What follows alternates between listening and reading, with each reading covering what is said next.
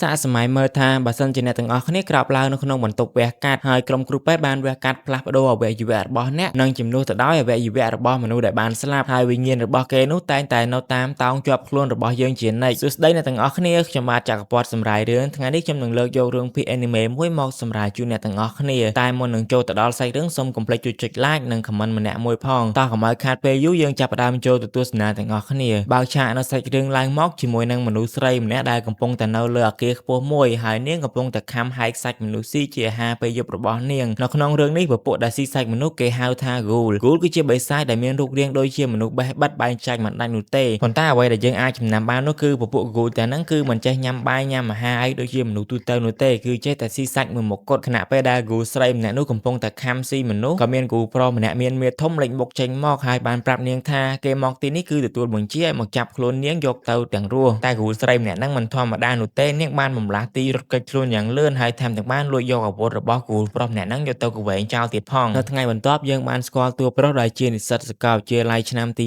1ហើយគាត់មានឈ្មោះថា Kaneki នៅពេលដែលគាត់កំពុងតែអង្គុយនៅក្នុងហាងកាហ្វេជាមួយនឹងមិត្តយិនសិនរបស់គាត់ដែលជាមិត្តតាំងពីតូចហើយគាត់មានឈ្មោះថា Hide Kaneki ទៅទីនោះមិនមែនត្រឹមតែផឹកកាហ្វេមួយមុខទេគឺគាត់ទៅលួចមើលមុខក្រាស់របស់គាត់ Hide នឹកស្មានថា Kaneki លួចស្រឡាញ់ម្នាក់ស្រីដែលធ្វើការនៅក្នុងហាងកាហ្វេនោះក៏បានហៅនាងមកសួរឈ្មោះជំនួស Kaneki ដែលធ្វើឲ្យនាងអៀនឡើងមុខក្រហម Kaneki បានប្រកែកនិងបានប្រាប់ទៅកាន់ Hide វិញថាម្នាក់នោះទៅជាក្រាស់របស់គាត់ដែលកំពុងតែដើរមកនឹងហើយនាងមានឈ្មោះថា Rize នាងតែងតែមកទីនេះផឹកកាហ្វេនិងអង្គុយអានសៀវភៅដូចជា Kaneki ដែរតែពិតជាចៃដន្យខ្លាំងណាស់ពួកគេទាំងពីរថែមទាំងមានចំណង់ចំណូលចិត្តអានសៀវភៅដូចគ្នាទៀតផងហើយនៅទីបំផុតពួកគេទាំងពីរក៏អាចណាត់ជួបគ្នាញ៉ាំអាហារនិងដើរលេងជាមួយគ្នាពេញមួយថ្ងៃលុះដល់យប់ឡើងពួកគេទាំងពីរក៏ដល់ពេលត្រឡប់ទៅផ្ទះវិញ Rize បានសុំឲ្យ Kaneki ជួយនាងទៅផ្ទះផងព្រោះថានាងមិនហ៊ានដើរទៅផ្ទះម្នាក់ឯងនោះទេតំបន់ដែលនាងនៅគឺសម្បូរទៅដោយពពួក Ghoul ចេញមក Kaneki មិនបានប្រកែកក៏បានយល់ព្រមភ្លាមតែម្ដងនៅពេលដែលពួកគេធ្វើដំណើររហូតទៅដល់ផ្លូវស្ងាត់មួយ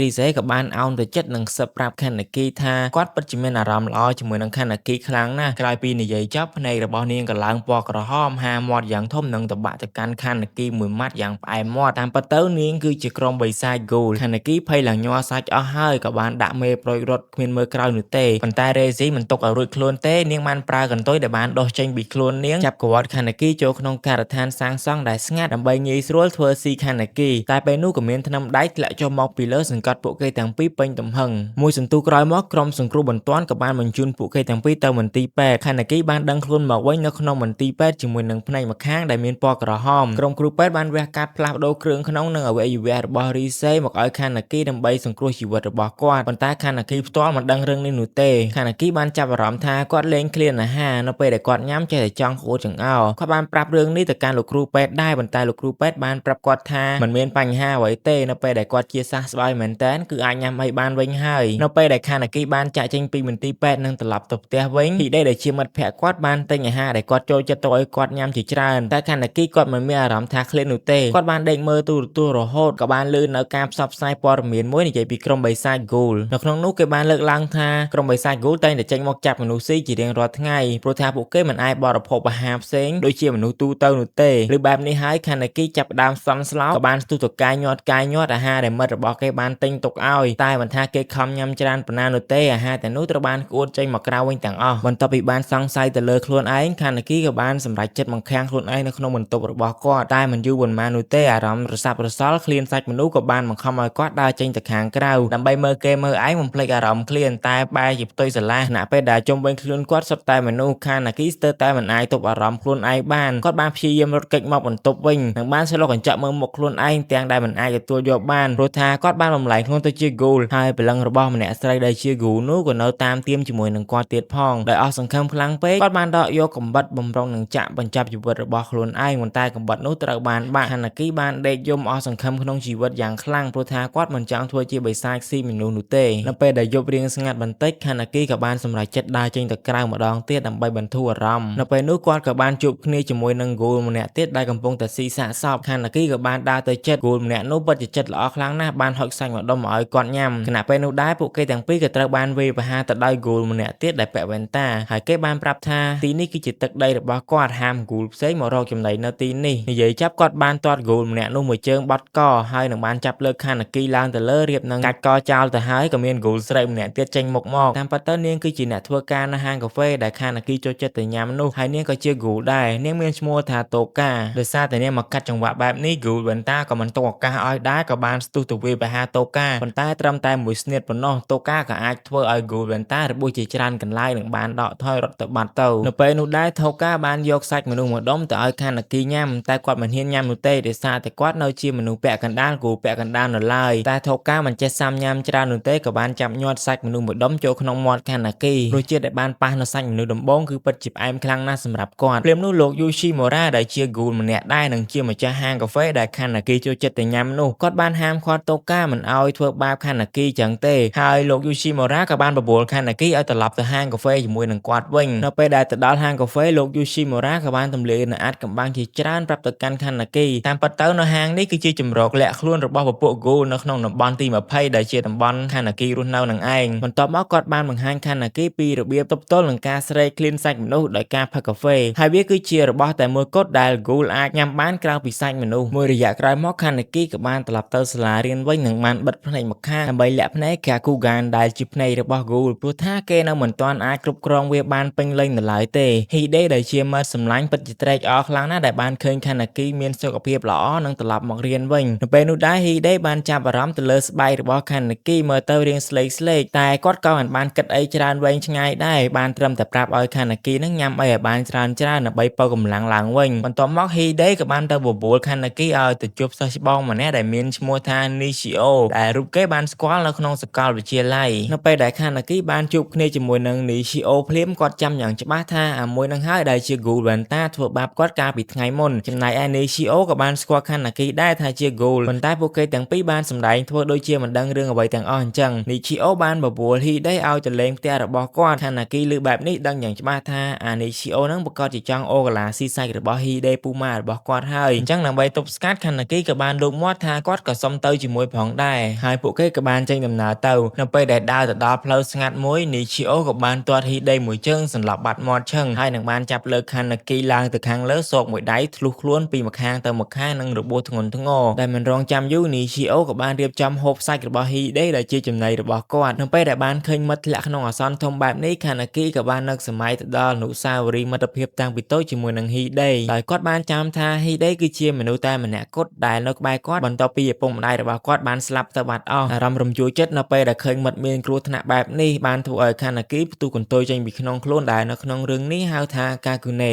គឺជាសរីរាង្គដែលអាចវាយប្រហារទៅលើសត្រូវបានដែលជាអាវុធរបស់ Ghoul គ្រប់គ្នាតែងតែមានខានាគីបានវាយសម្រុកទៅលើ Nishio យ៉ាងកំរោលនិងបានចាក់យ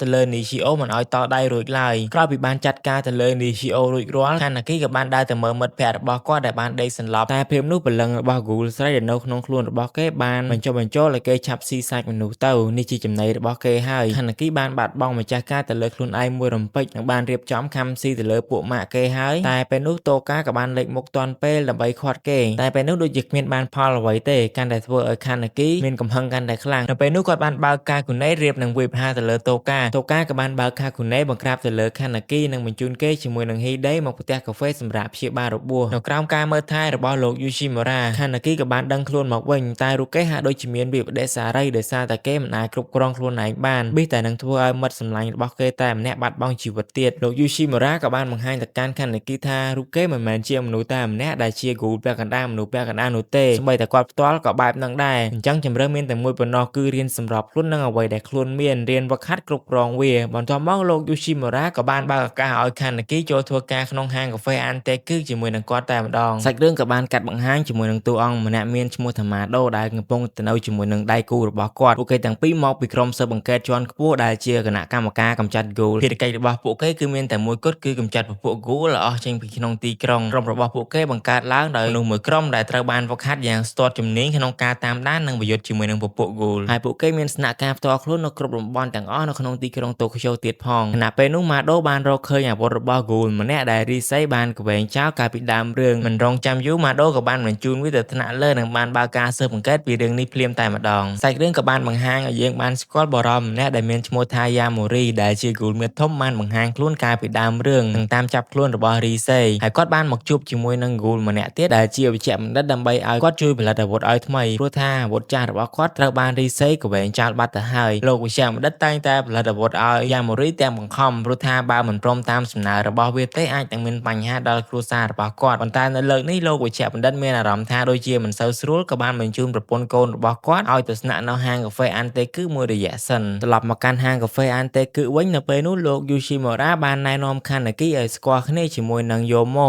គាត់គឺជាគូដែលពូកែស្វែងរកចំណីលោកយូស៊ីម៉ូរ៉ាក៏បានឲ្យខាណាគីទៅរៀនរកចំណីជាមួយនឹងគ្នាហើយវិធីដែលពួកគេទៅរកចំណីនោះគឺមិនមែនសម្រាប់មនុស្សនោះទេព្រោះថាពួកគេគឺជាគូចិត្តល្អពួកគេទៅរកចំណីនៅឯម្ដុំជម្រាលភ្នំជាទូទៅមនុស្សដែលអស់សង្ឃឹមតែងតែទៅទីនោះដើម្បីបញ្ចប់ជីវិតពួកគេតែងតែទៅទីនោះដើម្បីប្រមូលយកសាកសពមនុស្សដែលបានស្លាប់ហើយយកមកទុកធ្វើជាចំណីនៅក្នុងយប់មួយក្រុមអ្នកប្រមាញ់ពពួកគូលក៏បានមកដល់តំបន់ទី20ដែលម៉ាដូជាមួយនឹងអាម៉ុនបានចាប់ដើមវាយប្រហារនិងសម្លាប់គូលនៅក្នុងតំបន់ទី20នោះអស់ជាច្រើនរឿងនេះក៏បានធ្វើឲ្យលោកយូស៊ីម៉ូរ៉ាមានអារម្មណ៍មិនស្រួលក៏បានប្រាប់ឲ្យតូកានាំខាណាគីទៅធ្វើស្រោមមុខមួយដើម្បីបិទបាំងអត្តសញ្ញាណជាគូលតូកាបាននាំខាណាគីទៅរកគូលម្នាក់ទៀតដែលមានឈ្មោះថាយូតាគឺជាគូលដែលមានជំនាញពិសេសក្នុងការបង្កើតស្រោមមុខដ៏ល្អប្រណិតមួយឲ្យទៅគូលគ្រប់គ្នាហើយស្រោមមុខទាំងនេះគឺពិតជាមានសារៈសំខាន់ខ្លាំងណាស់ដើម្បីកុំឲ្យក្រុមអ្នកប្រមាញ់ពពួកគូលអាចតាមដាននិងស្គាល់អត្តសញ្ញាណពិតរបស់ពួកគេនៅពេលស្អែកឡើងខាណាគីបានមកធ្វើការនៅហាងកាហ្វេជាធម្មតាស្រាប់តែពេលនោះក៏មានគូលប្រុសម្នាក់ចូលមកក្នុងហាងគ្រាន់តែបានឃើញខាណាគីភ្លាមអាប៉ែហ្នឹងក៏បានដើរទៅចិត្តនិងបានធ្វើការស្ទាបបង្អែលផងហិតផងដូចជាមានបំណងអាក្រក់អ្វីមួយអញ្ចឹងតូកាបានប្រាប់ខាណាគីថានៅពេលដែលឃើញអាប៉ែហ្នឹងកិច្ចទៅកុំសូវនៅចិត្តពេកព្រោះថាអាប៉ែហ្នឹងមិនមែនជាគូលល្អនោះទេប៉ុន្តែមិនយូរប៉ុន្មានខាណាគីក៏បានដើរជាមួយនឹងអាប៉ែគូលម្នាក់ហ្នឹងហើយមើលទៅពួកគេទាំងពីរហាក់ដូចជាមានភាពស្និទ្ធស្នាលជាមួយនឹងគ្នាខ្លាំងទៀតផងហើយនៅត្រឹមភាគនេះខ្ញុំសូមបញ្ចប់ត្រឹមតែប៉ុណ្្នេះសិនពួកយើងនឹងជួបគ្នានៅភាគក្រោយដែលជាភាគបន្ត